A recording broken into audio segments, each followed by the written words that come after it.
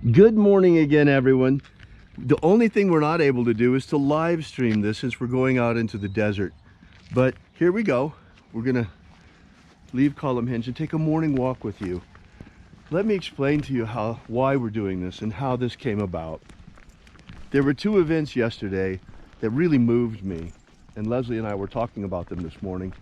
The first one was when there's a woman from New York. I saw her come up on my feed, and she was doing part of a virtual cocktail hour. I thought that was so sweet, but it was also so sad and so moving. Sorry about that. We had a wrangle line here. Okay, I'm gonna get on the other side of you. That's a good idea. Thank you. That's better. Now. Since he seems to, now I want to go that way. No. Of course. Of course. So, yeah, you know, my goodness, the people who live in Manhattan, the people who live in New York, they can't even go outside right now. It's so sad. And then there was another thing that happened, and that was, we were watching yesterday the news, and we saw how in the UK the police are chasing people back out of nature. They're not even allowed to take a walk in nature. Oh look, here's some donkey footprints. Yeah, we had donkeys last night in the Hinge. We saw the donkey poop this morning. See? Right there. Right. So we decided that since you can't go out, for those of you who can't go out, we would take a walk with you this morning. We'll go out and we'll take the camera with us, and you can be with us on our morning walk in the desert. So this is for you, those of you who can't go outside today. We're bringing you with us. May God bless you wherever you are. May this be a blessing to you.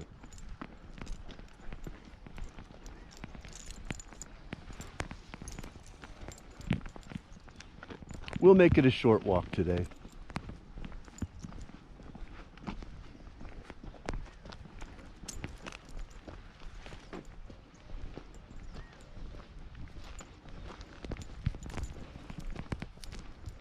We're so blessed that we have this desert nearby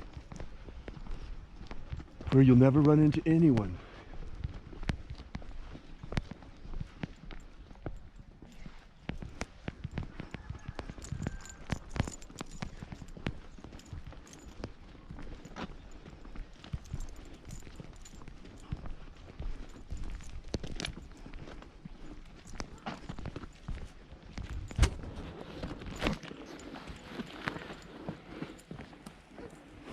The mountain over there, folks, is called Shadow Mountain. The local Indians here call it No Pa. No Pa means no water. The word Pa in the Shoshone language means water. No Pa, no water. Pa Rump, lots of water, because this is a this town is rich in underground water. That's why there's a town here. There's always been water here.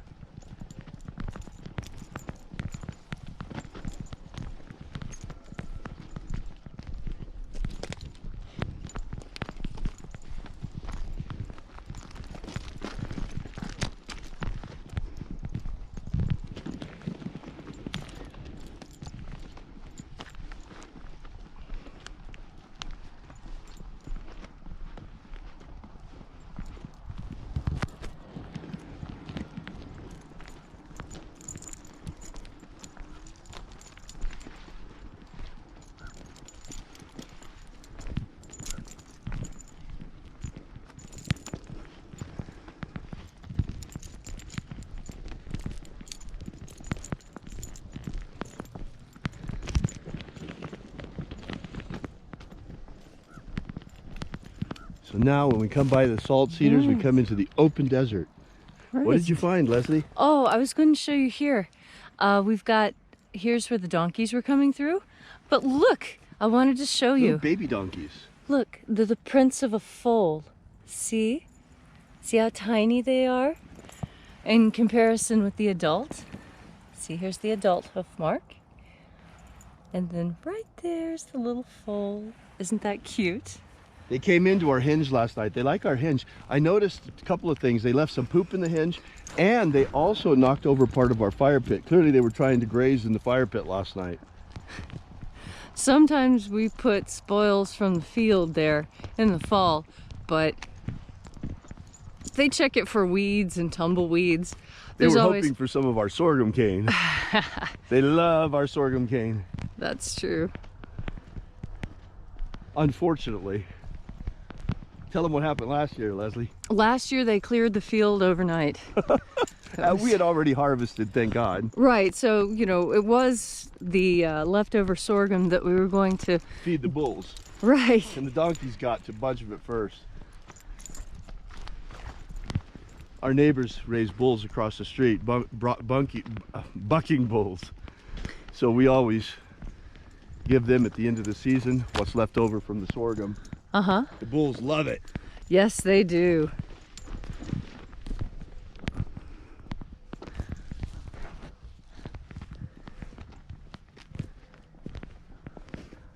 There's a lot of different plants here in the desert. This one is called shad scale, and it's very, very salty. This one is getting ready to bloom. See the little pink as it touches it? All those pink spots are going to bloom into flowers. It'll be very beautiful once it gets going.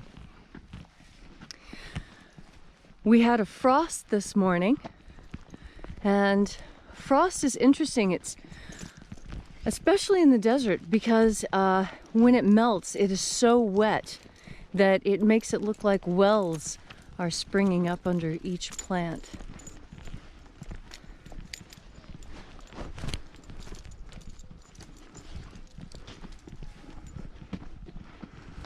I think we'll just film on the way out, and then on the way back not, because we have the light in our faces. Oh, okay.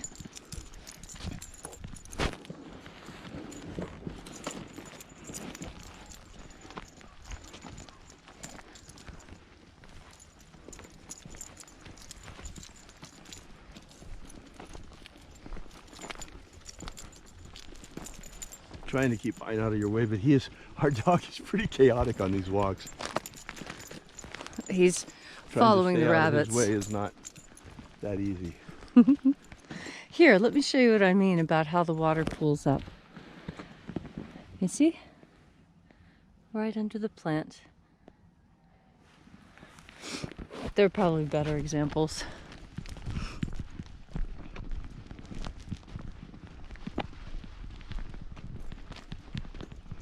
Right now, the trail that we're following, you can see there's an actual trail here. This is a donkey trail and a human trail. Right now, we are on BLM land, Bureau of Land Management.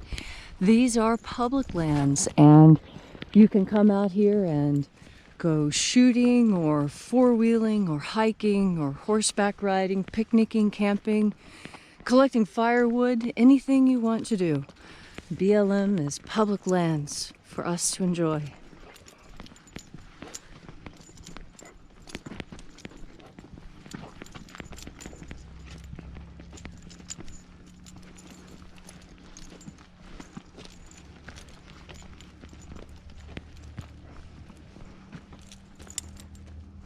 Looking north up the Pahrump Valley.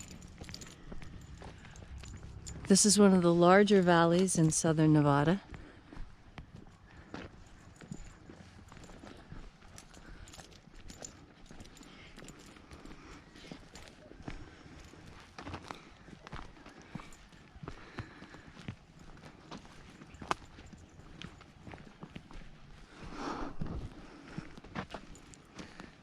Nopah Mountain is made of sedimentary rocks and some metamorphic. Primarily, it's dolomite. That big black stripe is called dolomite. It's similar to limestone, but has a higher magnesium content, which is what turns it black.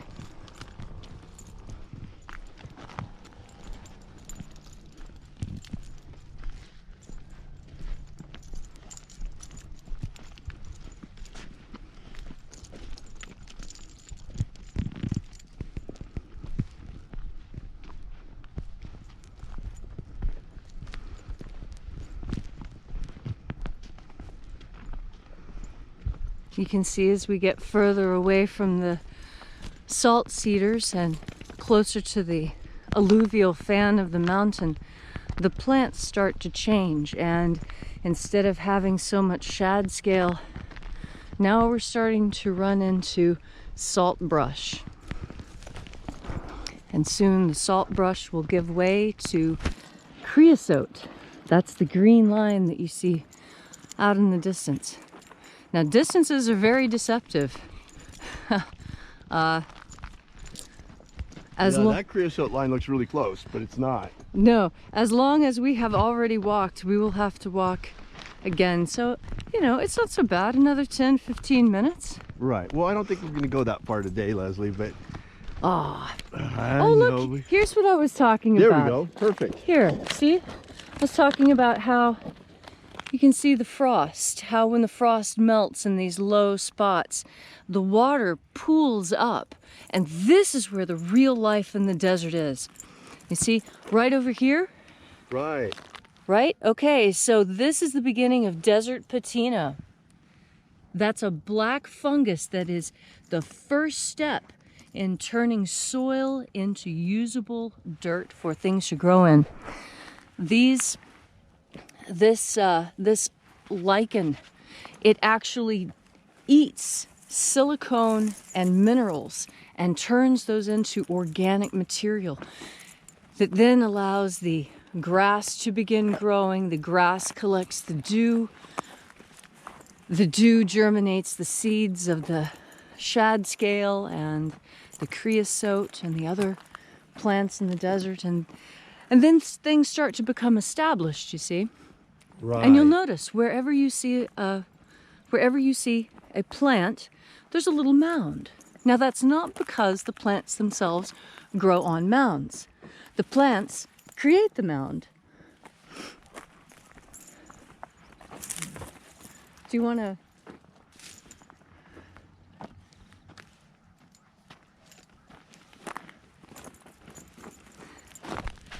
The plants themselves create the mound, and that's because we have so many dust storms. When the dust blows, it hits the plant, and then the wind drops its load of dust. So, the more plants there are, the more dust actually falls to the ground, and the more soil collects. So it is the plants themselves that build the environment here in the desert. Life. Yes, life building on life.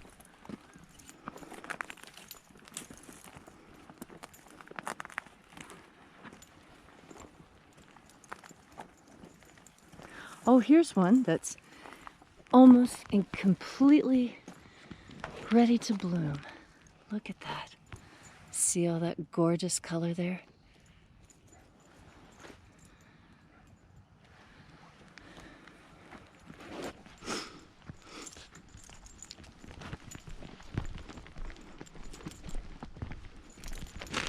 How beautiful, Leslie. It really is. Here's a lizard's home.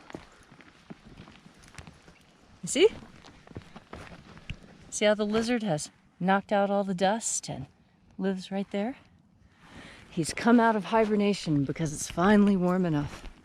We'll see lots of holes like that. Oh, different things come out of different holes. Owls, squirrels, spiders, lizards, snakes, foxes. The burrowing owls are really cute. Oh, they are. Everything lives in a hole in the desert except the people. Well, yeah, it's so hot in the summertime. They have to. They got to protect themselves any way they can. And underground is cool. And here in Pahrump, underground is also moist. It's a lot wetter than people expect.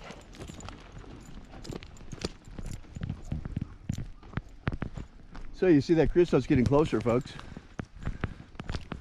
By the way, you should smell the desert right after a rain. It's absolutely marvelous out here.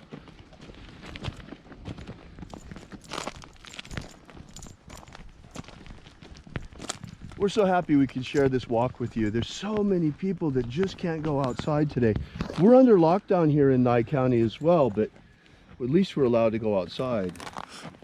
And there are mushrooms in the desert. These are puffball mushrooms. They're edible. They were eaten by the natives. See? And when, oh, there, see? You see the smoke? Puffballs. That's all the bigger they get around here. There are some places where those puffball mushrooms get as big as a soccer ball. Yep.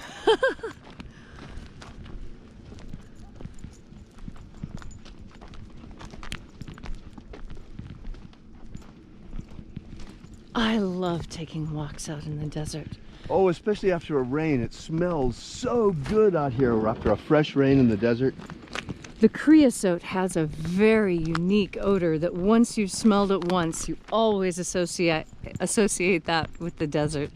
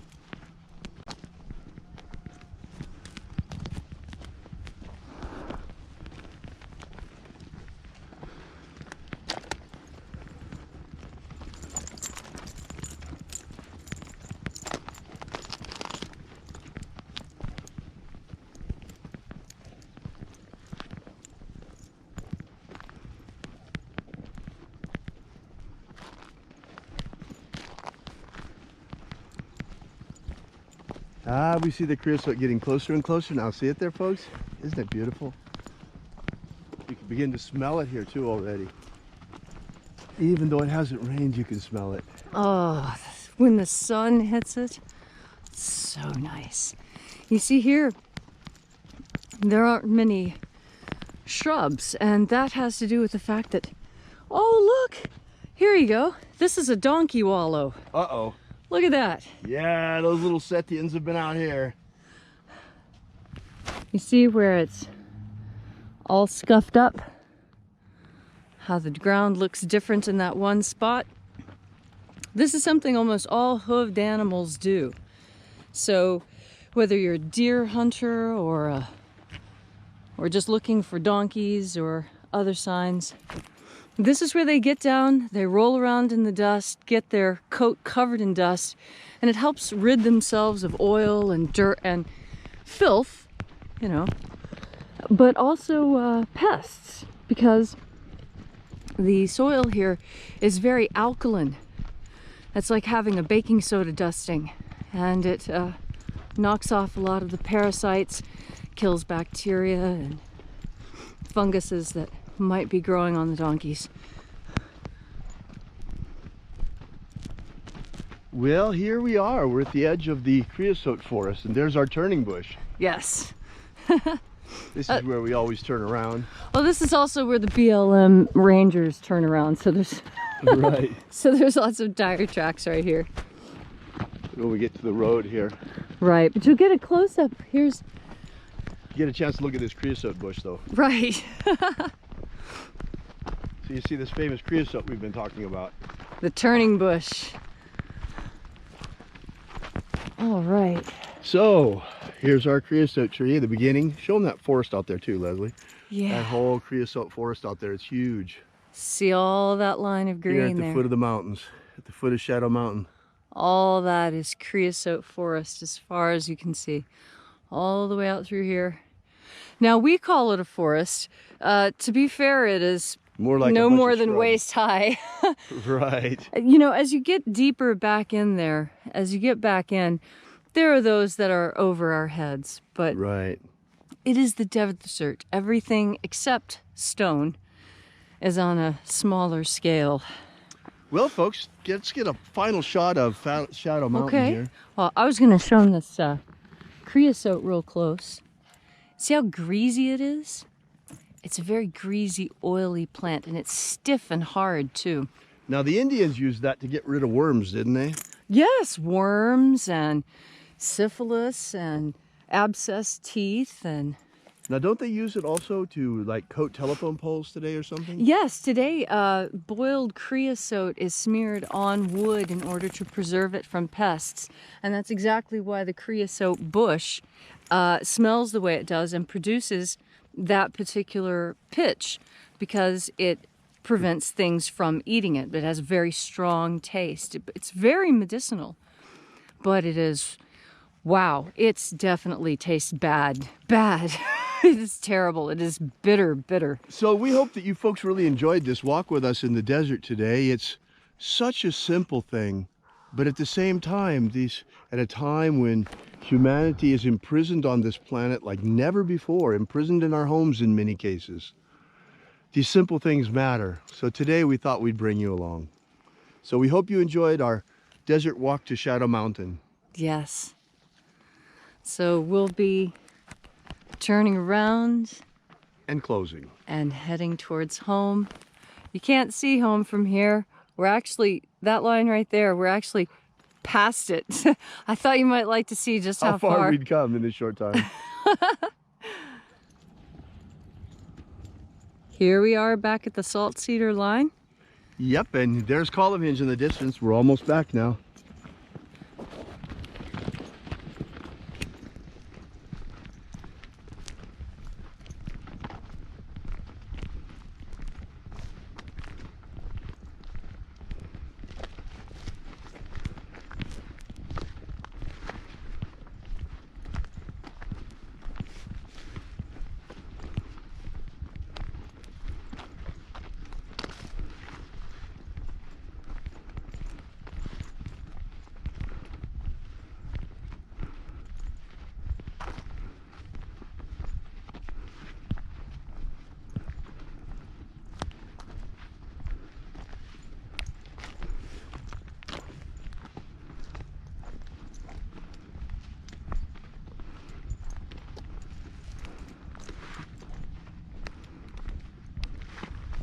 And there's Column Hinge.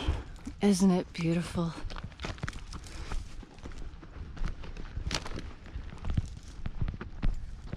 An oasis in the middle of the desert. Yes.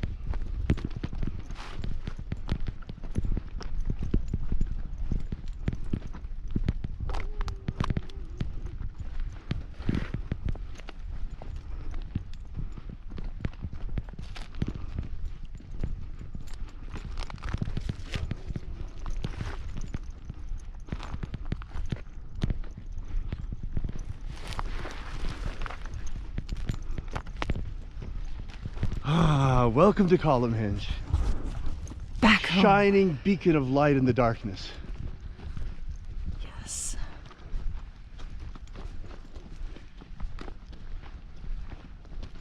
They say with all the work we've been doing here at Column Hinge, you can see these 12 pillars lit up from miles away on the astral.